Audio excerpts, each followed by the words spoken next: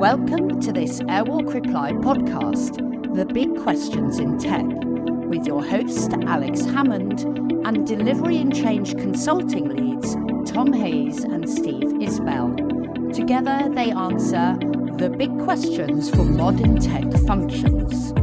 Hi and welcome to The Big Questions on Tech with Airwalk Reply. I'm your host Alex Hammond. Joining me today, Steve Isbell and Tom Hayes. And today we are tackling the second part of our series around the big questions on how to build a modern technology function. In the first episode, we touched a lot on what are the big challenges for CIOs, what are they grappling with, and kind of how do they move towards a state that's kind of best practice and what does good look like. I think what we want to touch on today is much more about how do you get there, because it's not a simple and straightforward process, right? The notion that, and I think certainly there's a lot of rhetoric and commentary in the market from some of our competitors that actually this stuff's easy. Why aren't you just being more agile? Why aren't you using more of the kind of latest tech? Why aren't you giving your customers a better experience? The reality is that the organizations that we work with, I think it's fair to say it isn't as simple as that.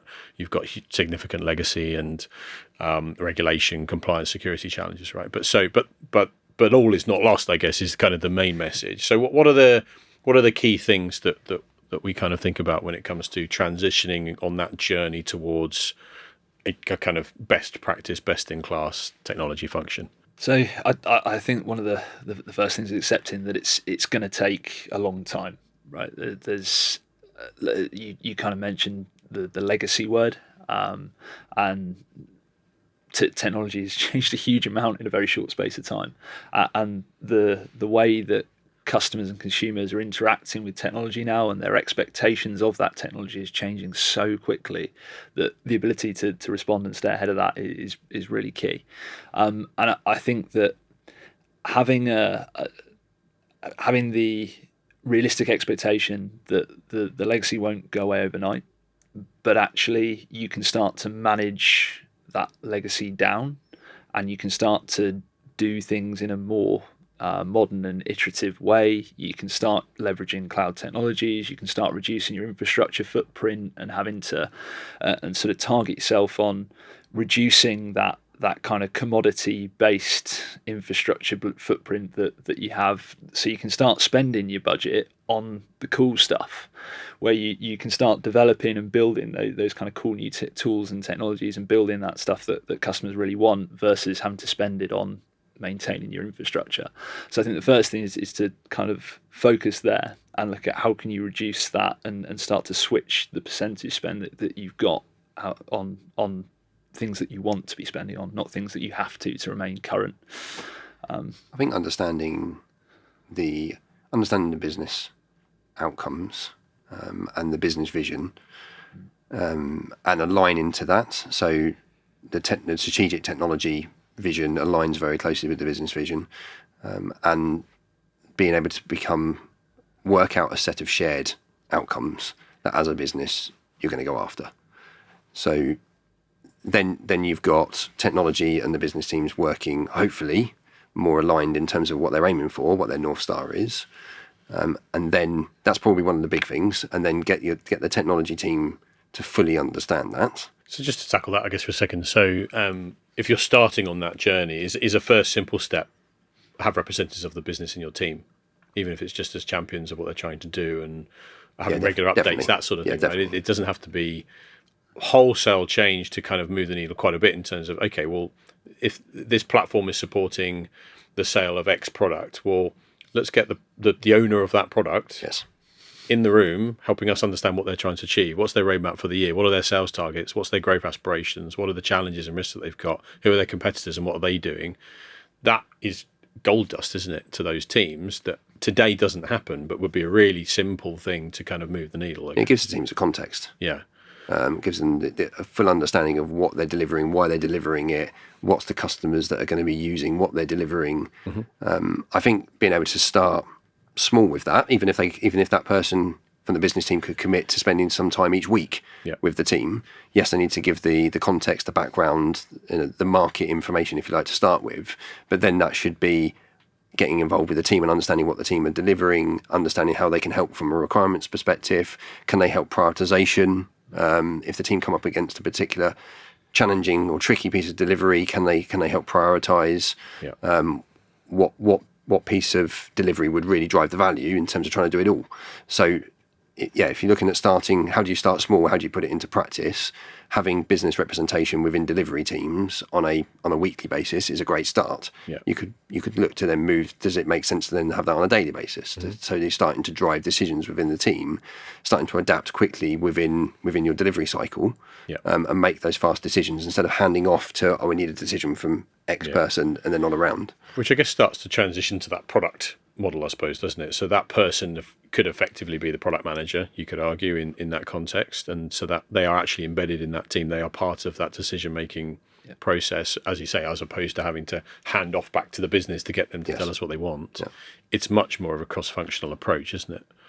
And I think in that context, another thing that's really beneficial is if you can start building your kind of quality MI and management information and data to help make some of those decisions, because often if you're going to be investing, it's going to really help with the business case.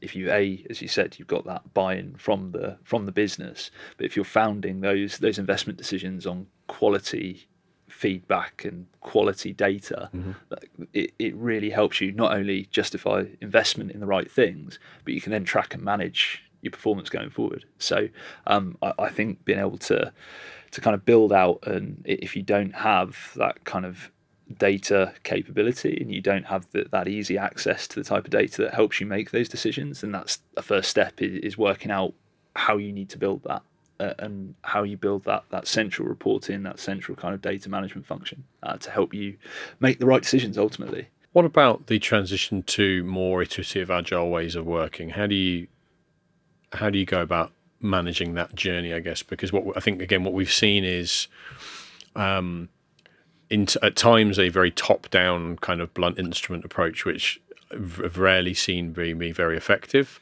And that may or not include adopting things like scaled agile, which again is such a fundamentally different way of operating, and quite an expensive way of operating if you're not used to it, that it doesn't feel as necessarily the most effective way of doing it. What's the kind of approach that we would tend to take in terms of moving the needle to it? Baby steps, I suppose, towards a more iterative approach. Start small. Don't try. If you've got half a dozen teams that are usually delivering in a more of a formal, traditional project way, don't try doing it with all six. Right. So our recommendation would always be start with one. Look to put some basic agile principles and practices in place. So, things like whether you get much closer to the customer, whether that's the internal representation of the external customer or your internal customer. How do you get close to them? What does getting close to them look like? How do you, when you've got a requirement to deliver, how do you look to break down the build elements of that, the delivery elements of that, work as a team to figure out how do you break the work down, and try to break it down so you're not doing one big bang delivery, trying to do smaller deliveries. Teams often struggle to break their work down. They're so used to working on things in quite large chunks. It's like being able to, but I think challenging each other and working out logically how you would break your task down is the next thing to start with. I think time boxing your activity, so giving yourself an opportunity to deliver a piece of work within, say, a 2-week period or a 4-week period instead of several weeks of delivery, will force you to look at, okay, what can we deliver in a small time boxed piece, a smaller time box, which will then drive prioritization. So what's important for us to deliver, what's the most valuable item for us to deliver, which then starts to drive the behaviours that you want to see within your team. And I think regularly communicating and collaborating on a piece of work, instead of starting multiple things and trying to deliver them all, how do you work on, ideally you work on one thing as a team, but if you can't work on, if that feels quite daunting because you've been used to working on many things at the same time, how do you work on 2 or 3 things at a given time? So you're starting to reduce the amount of work in progress that you're doing, and starting to sort of focus in on, right, we're going to work as a team to deliver this particular part of the puzzle, and then we'll reset and then deliver the next piece. And I think where I've seen organisations try to go through that change and get that change going at the team level, it's often teams are made up of not just your own staff, but suppliers as well. And one of the big blockers can be you're trying to transition to these ways of working, and then you get issued a change request or a bill because it's not within your existing scope of works. And I think that's one of the first things to sort of look at is bringing those kind of key suppliers and partners on that journey with you, and so having those upfront conversations which say, look, we are looking to change the way we work. We are going to need to change the scope and the nature of the things we do. It won't necessarily fall under the immediate terms of the agreement we signed 3 years ago, but how do you tackle that before you hit the ground? Like how do you get yourself in a position where you're actually able to act on those priorities and maybe switch up from what's already within the scope of the works, that sort of thing. So I think having those conversations with your suppliers up front and working out the best mechanisms to get that in place commercially, I think that's really, really important. I think having expertise that have been there and done it also helps a lot. So we said about starting small. So start small, but have a look at what expertise you have within your team already. Do you have previous experience of transitioning? You might have people that have worked in an agile way before, but haven't necessarily gone through the transition. So, but having people that know what does good look like, what does good agile practices, what does good agile delivery look like is really important. Within a team that maybe haven't done it before, having a couple of people that have got that expertise, have been there and done it, makes a big difference, because they can coach the team, they can guide the team. So I think having people that have having expertise within existing teams is really important about knowing where you're going, but also the leadership of those teams. Having a really good understanding of what does good look like is really important. What about the people and the skills element, I guess? So recognising that whether that is from a ways of working perspective or whether it's a technology perspective, there are going to be challenges, and you have to take those people on the journey. What's our view in terms of the best way to tackle that? And I guess I'll kind of predicate that question by saying what we see a lot of, I think it's fair to say, is we'll send people on training courses. We'll send people off for a day or an hour or whatever it might be, and then suddenly they're going to be able to work in this different way or on this different technology. And I think it's fair to say that we've seen that fail time and time again. What does good look like, I suppose, in terms of moving the needle there? Well, I think it's like any change. If you're used to doing something in a certain way and you've done it for a long time, unless you are broken out of that habit, you probably won't change. And I think that you can underestimate the amount of time it takes to coach and show teams the right direction of travel. I think there's a couple of ways you can do it. I think you can use success stories. I think you can sort of what good looks like and show real benefit, and hopefully people kind of come on the bandwagon and kind of jump on and work with you to make that happen. But I think otherwise it is about giving people the time and showing them how they need to be doing things, to give them the ability to then start doing it for themselves. Because like I say, unless you're shown the new way of doing things and why that's the right way to do it, you'll probably just fall back into your old way of doing things. Yeah, I think having a role model in the team that can do exactly that, role model the behaviours you're looking for, role model the practices, the new ways of working, is definitely a critical part to that. And it's a function that we often play, isn't it? That kind of concept of being an enablement engine. So potentially taking a leadership role on a particular delivery, kind of maybe owning the product team initially, and then gradually kind of handing over the reins. That's been the most powerful way that we've been able to kind of enable particular skills or ways of working, isn't it? I think, like Tom was saying, practice by doing is critical.